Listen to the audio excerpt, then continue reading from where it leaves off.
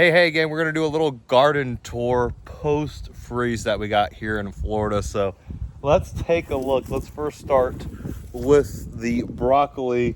We have some shooting up here, right? We got some shooting up, but here's the big thing, the tomatoes. You can see we got frozen. We got freeze, so all these beautiful tomatoes that were just about to be ripe are all barely hanging on right now. Let's continue though, and we got more broccoli. The broccoli and kale are really shining, as we see. We've already picked some off, but that definitely shines here in the cold.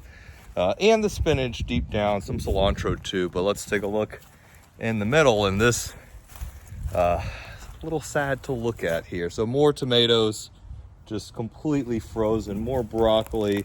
The carrots though, if you can see down here, we're starting to see some carrots come up. That's always good. I've already picked a handful of carrots and they're very, very sweet. The colder it gets, the sweeter they get.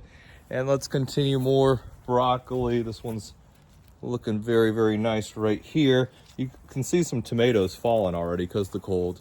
And we got some more broccoli looking great. And that's pretty much it.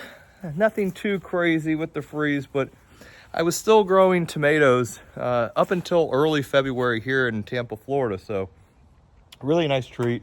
And to be honest, I already want to go and start some seeds and get the tomatoes going again to get ready for spring.